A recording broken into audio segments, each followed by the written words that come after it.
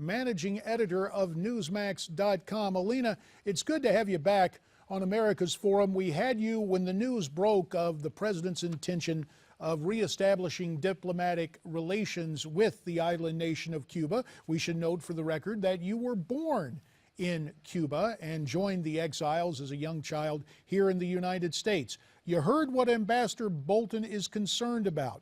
Do you agree with any of his criticisms?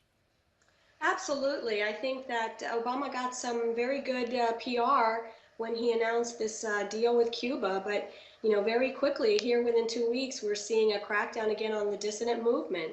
There is no free speech in Cuba. There is no open media. There is no freedoms to say and think and do what you want to do. You can't leave the island without permission. I think that the Obama administration is getting a wake-up call. It's not going to be easy to negotiate with the Castro brothers. Well, with that in mind, and you're quite correct, because now activists have been detained. They tried to demonstrate, tried to test the limits, and the Castro brothers offer no room for dissent.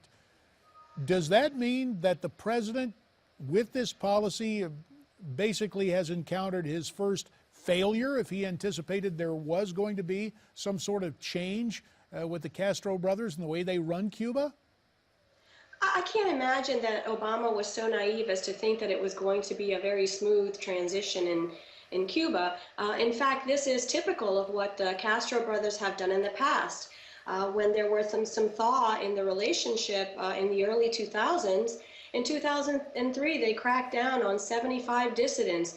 They had some very sham trials, and some dissidents were sentenced to 28 years in prison. This is typical of the Castro brothers. There was a performance artist scheduled to allow people an open microphone event. They cracked down. They've arrested 3 of their top dissidents, and this is typical of them. They tend to allow some thawing, and then they very quickly make sure you understand that the revolution is the most important thing, and that they're not going to give up communist principles. When we first got together, when this news broke, Alina, you were talking about the personal nature of seeing the reunification of families and seeing cousins and family members that a half century of time, really more, separates families that came to the United States from those who were detained there in Cuba.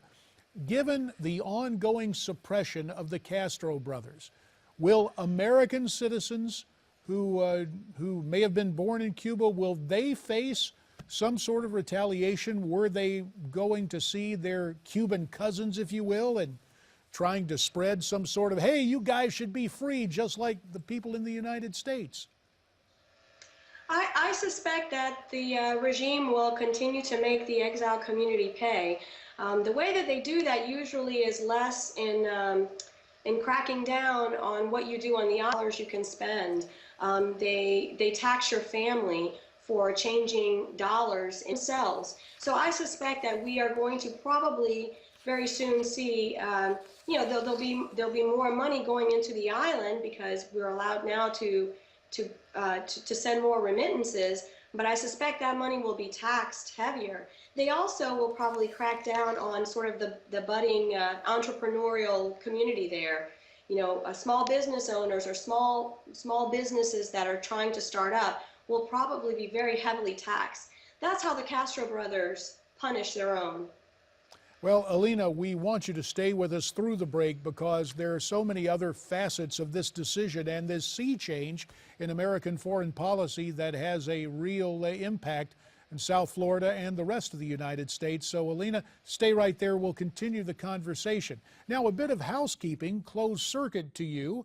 You may be watching us on Dish TV. It is worth noting we can currently be seen on 2 channels on Dish.